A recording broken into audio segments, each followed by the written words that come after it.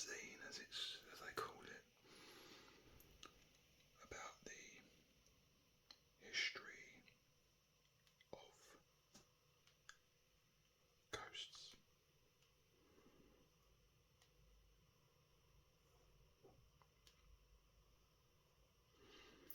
And I'm going to be going through, and I've picked out a few particular pages that I thought were notably interesting. And speaking about those, but as you can see, this lovely glossy front cover. First thing that stands out is this big skull in the middle here, followed by some eerie pictures of some ghosts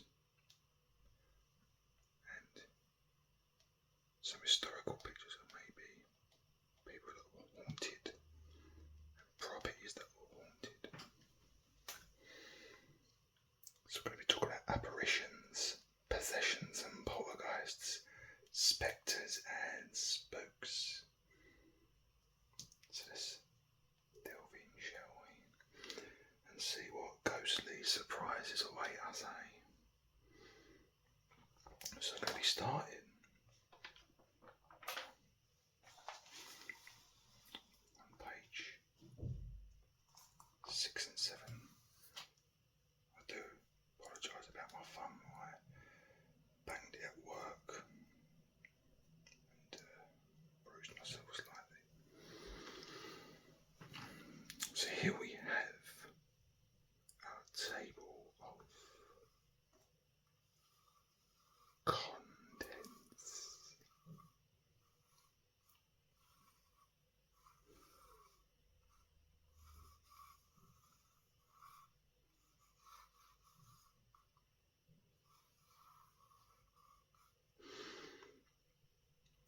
And within this magazine we've got ghost lore, apparitions, possessions and poltergeists, spectres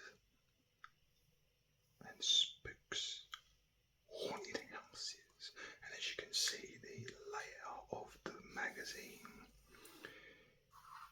is quite vintage looking to capture that maybe Victorian style, old fashioned style ghostly effect here. With these old-fashioned plaque style content boxes here. Quite interesting. Fitting that haunting, ghostly style.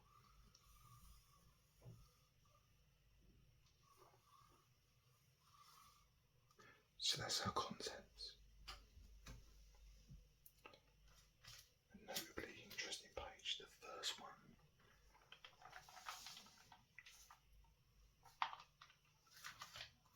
Here, Ghost in the Ancient World. So they date back a lot further maybe than we have thought of. And if you look down here, the history of ghosts, we've got a date of 1500 BC.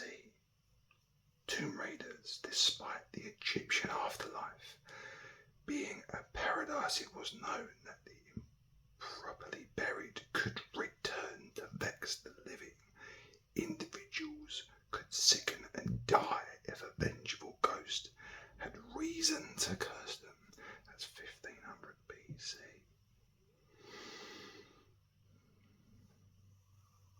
The ancient world abounded with the tales of ghostly visitations. When you consider the state of the afterlife, you can see why the dead might want to return.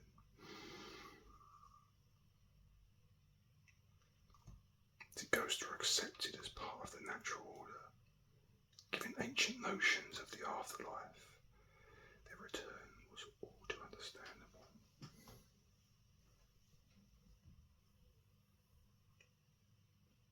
Ghost in the bathroom.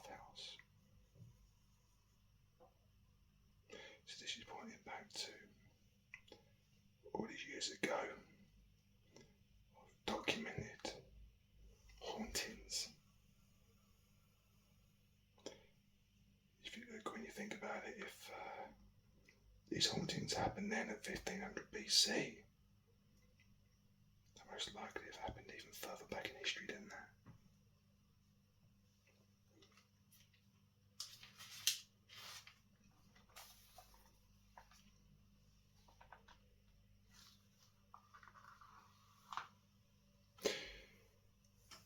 Modern day ghosts are an area which took my eye. First of all, spirit photography in the early 20th century deemed to offer positive proof of the existence of ghosts, until several famous hoaxes were discovered. But this is the bit that interested me, the Ouija board. So everybody knows what this is, I'm assuming. We all know what this is. Some may see it as a way to speak to people on the other side. And they feature in, quite a lot of movies and stuff. And a lot of people know about them in general, but you would ask questions and you would be guided to these various letters to be able to have the questions answered. And also with yes and no. But here, the Ouija board, it started as a game that has been terrifying generations of teenagers ever since. One of the most recognisable ways of contacting the dead must be the Ouija board, introduced to the public in 1891 as the wonderful talking board. The Ouija board was originally viewed as a simple parlour game offering never-failing amusement and recreation for all classes. The Ouija board is simply a flat board printed with the alphabet numbers from 0 to 9, yes and no and goodbye. The action comes from participants placing their finger loosely on a movable arcade piece called the planchette.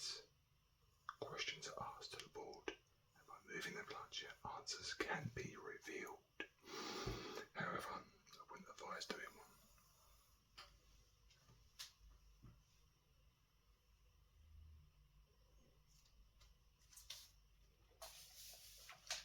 So,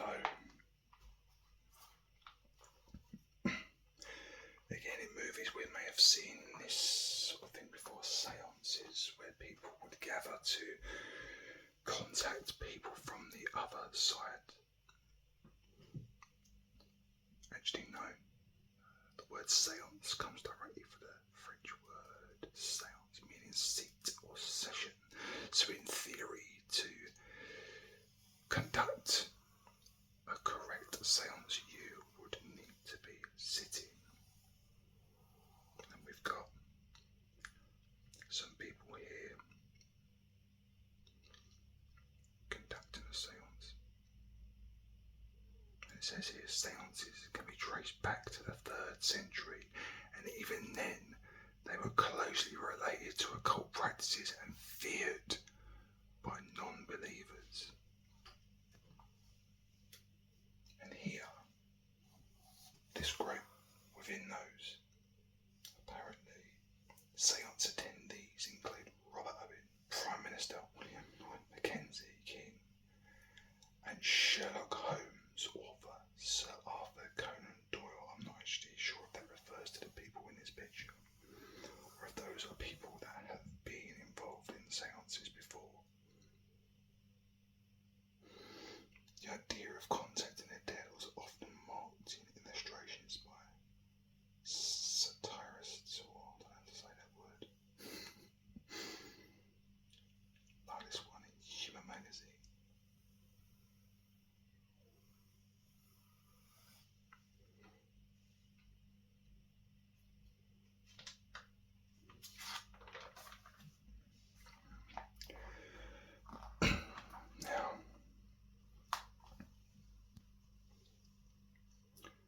researching the paranormal, investigators, why ghost hunters are as glued to our sofa now. This is a UK programme, I do believe, Most Haunted, and it's been going for 25 seasons, so I'm assuming 25 years, one season a year. I've seen clips of the show. It's basically where this fella here, Derek, Akora, contacts the dead. They go to haunted properties, castles, houses, mansions, and they contact the dead with, sometimes they're able to have success and sometimes not. But this is the guy that goes with them too. And a lot of the time I think the dead speak through this guy when they're speaking. In the US, ghost hunters have crisscrossed the country in search of ghost activity for nearly 250 episodes. It was done much to popularise the use of technology in the search for ghosts, and even has its own line of licensed ghost hunting equipment.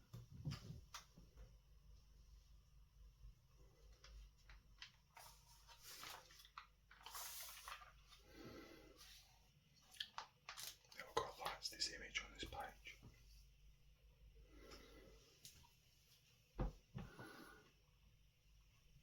You've got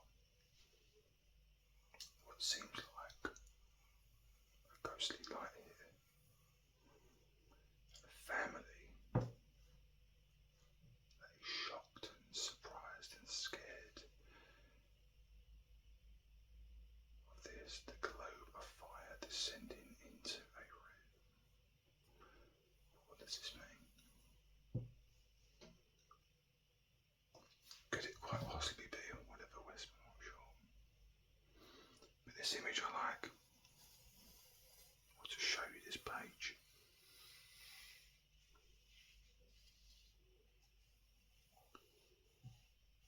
Quite interested in like old-fashioned sort of drawing.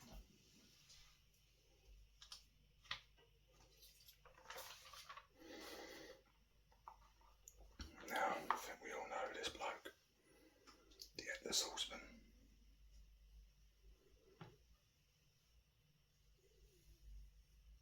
The Headless Horseman. Now, as legend goes, is well, if you've seen the movie Sleepy Hollow with starring Johnny Depp, you'll know that the Headless Horseman is a well-known figure today, one that instantly conjures Christopher Walken's grim severed head from the 1990 American Gothic horror film Sleepy Hollow.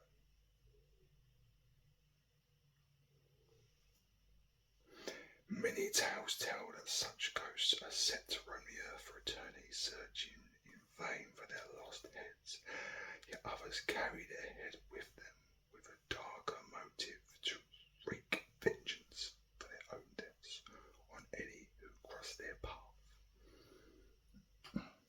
This is a great painting, lovely beautiful painting here by Ichabod Crane, I believe that's how you pronounce it. Pursuing Ichabod Crane, sorry, not by John Quiddle. This bloke here running for his life, as you would be if you're getting chased by this geezer. So yeah, if I was that horse, I'd probably be on my way to get away from him. Yeah, the film Sleepy Hollow, we all know that, the Headless Horseman.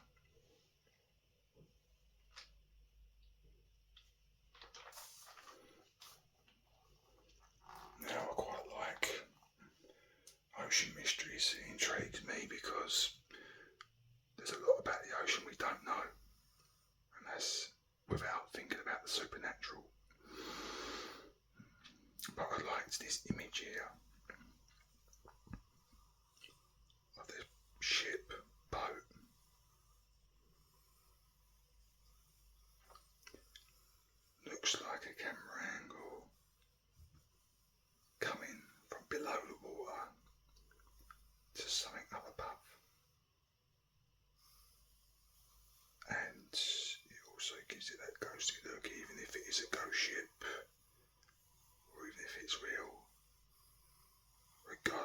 gets that supernatural look anyway. Terror.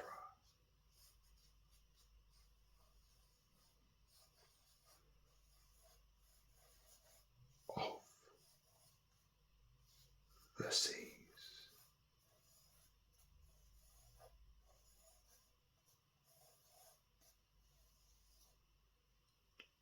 Sightings of mysterious ghostly vessels that have occurred throughout history, and innumerable words spoken and written have been spent. There's nothing that shiver-inducing encounters.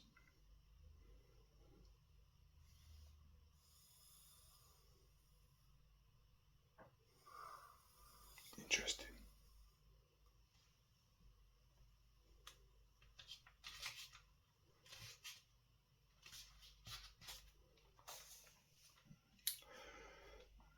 Okay.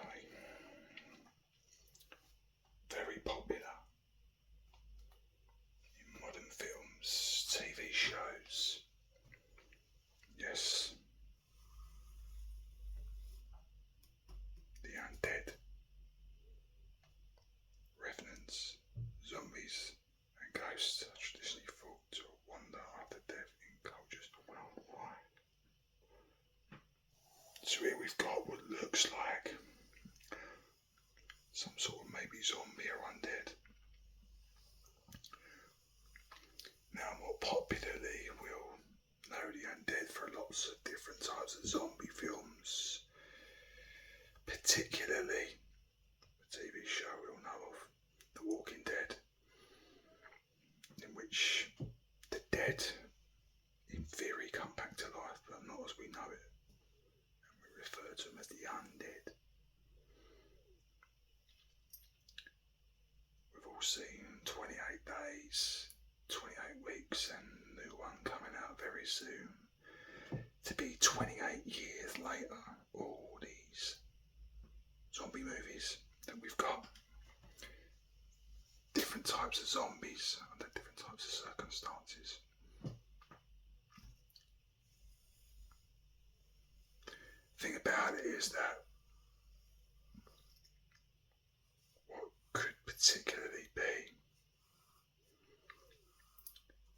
concerning about the undead is that quite possibly it could be something with the involvement of a virus or something along those lines. It could be something that actually would happen, but let's hope not.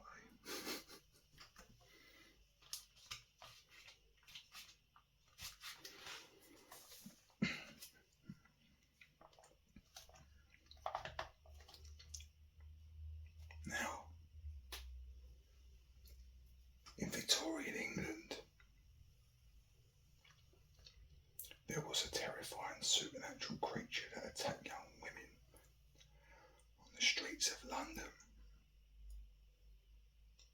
known as the Spring Hill Jack. Bit coincidental that around the same time attacking young women was Jack the Ripper. But this is actually somebody or something completely different, but referred to as Spring Hill Jack. But I wonder if the name was some sort of inspiration for either or. As you can see, he's a bit of a dodgy looking bloke, dodgy looking creature.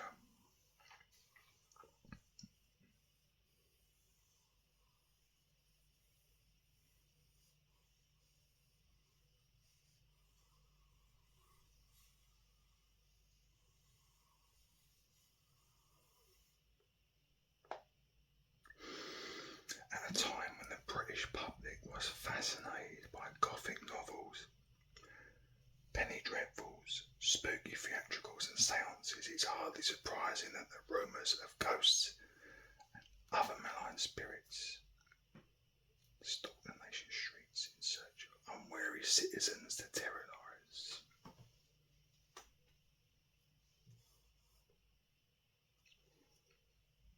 A number of young women claimed to have been attacked by a demonic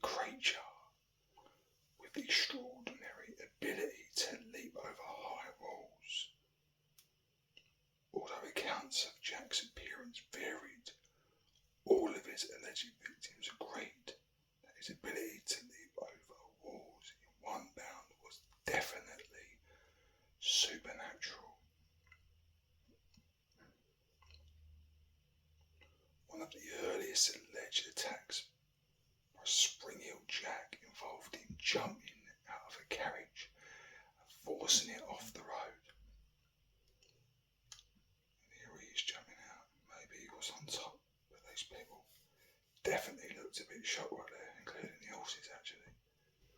Here in the UK, we have a lot of ghost history. We have a lot of history in this country anyway, but we've got a lot of castles, mansions, etc. And particularly in the castles, back in the day when people might have been tortured or killed. There's a lot of ghost history.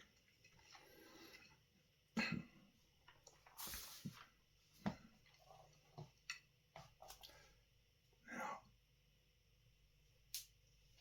the unlucky mummy.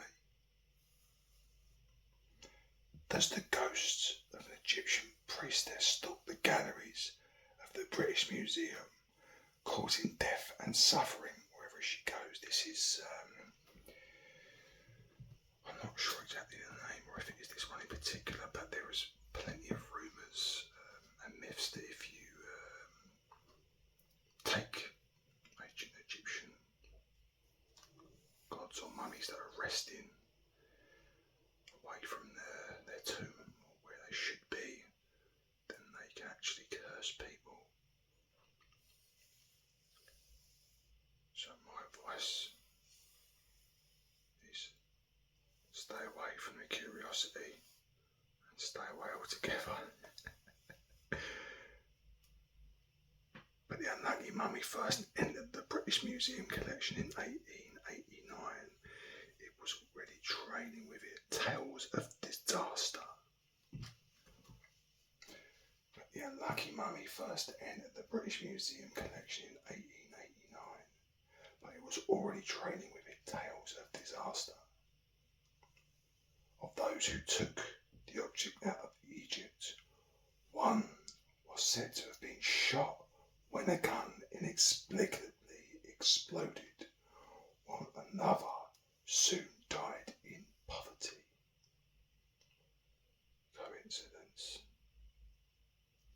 I think not.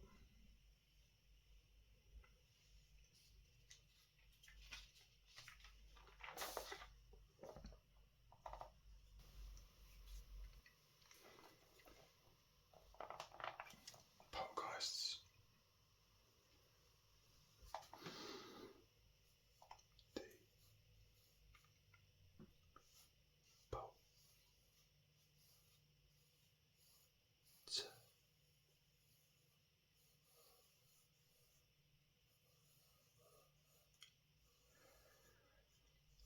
Geists.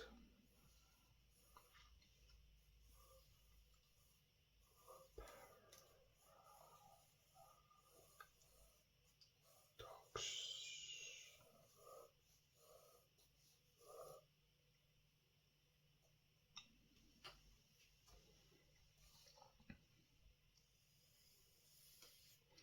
So we know about the film The Poltergeist, which, if we turn over, is spoken about here.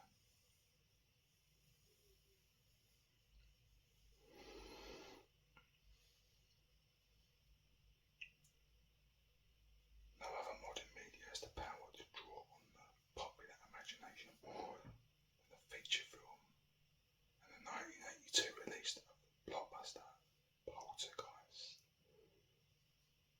directed by Tobe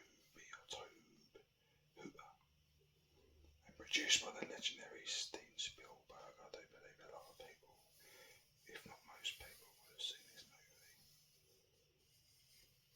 Quite scary at the time, to be completely honest. I have never seen this film, The Poltergeist. And there's me talking about it and I've never even seen it.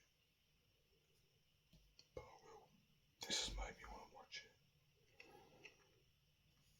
See what it's about. I do know lots of people who have watched it and said it's a great movie. But with lots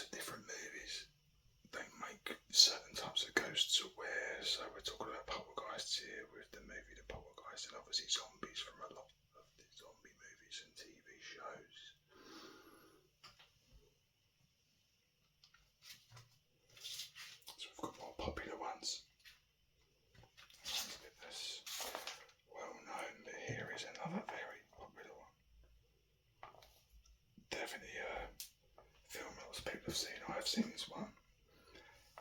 The Exorcist. Now the movie was actually inspired by this.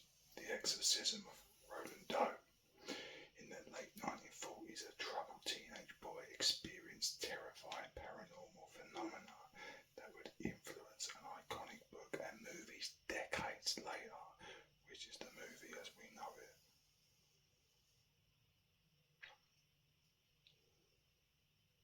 The Exorcism of Roland Doe, a teenage boy apparently possessed by demons, served as the basis for a 1970s blockbuster novel and feature film. Now, obviously, the feature film, there was a young girl in replace of Roland Doe. 24 August 1949 edition of the Washington Post carried a story relating the unnerving saga of a boy 14 years old who endured a horrific demonic possession. His name was William Belletti. You see this picture here, that iconic picture of the movie. Light coming down, the shadows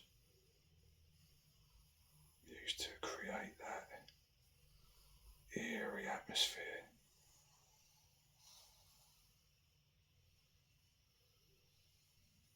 Great film, great movie, The Exorcist.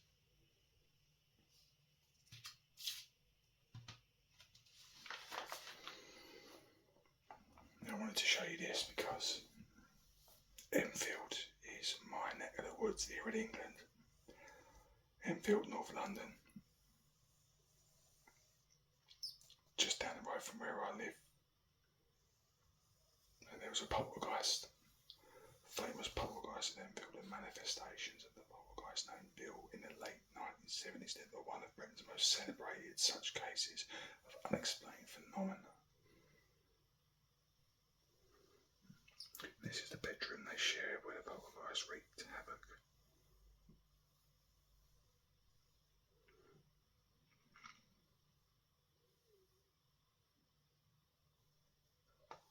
For months, the Enfield poltergeist wreaked havoc, apparently throwing objects across rooms and making noises. Skeptics accused the girls of being the source. Well, maybe they were, maybe they wasn't, but I suppose we'll never find out exactly what it was.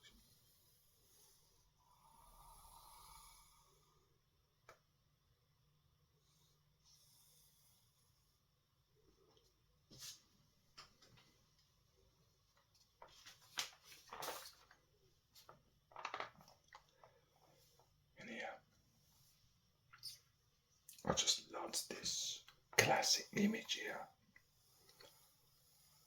of a haunted house. Classic, typical. The image of a haunted house is something everybody knows about and has gone back for centuries, really.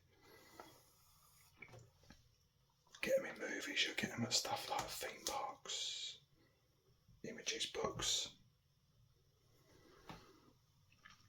In reality as well. They even refer to it here simply as the haunted house because it's so iconic. You're not, in this case, talking about a particular house, it's just the haunted house. Because everybody knows about it.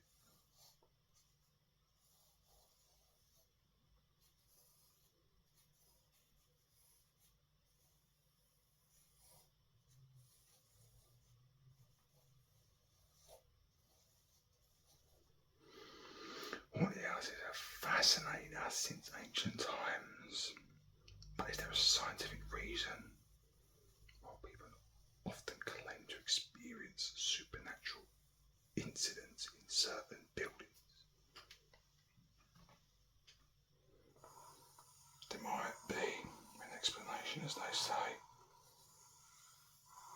as to why people might think they're haunted. Victorian gas lighting systems and drafts and carbon monoxide.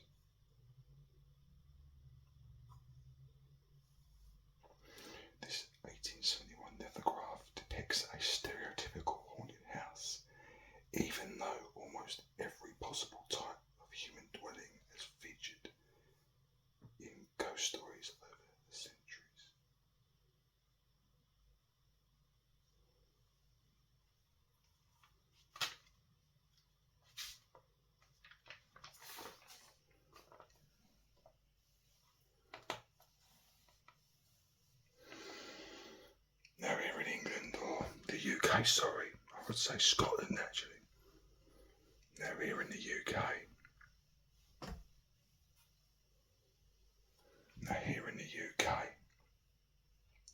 particularly Scotland, has got a rich history of castles and such, and with that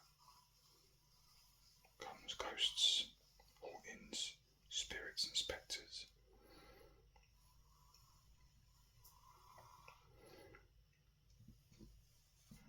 And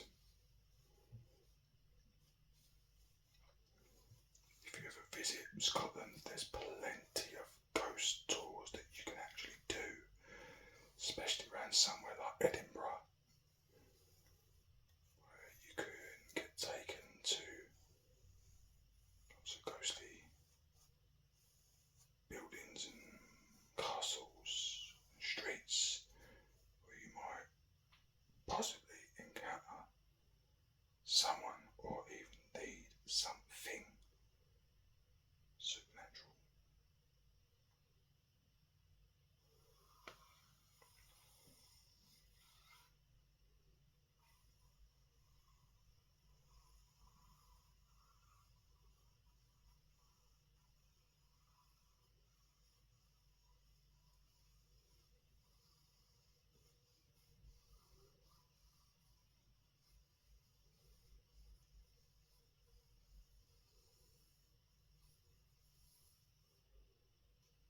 Nice beautiful picture there, that castle, trees.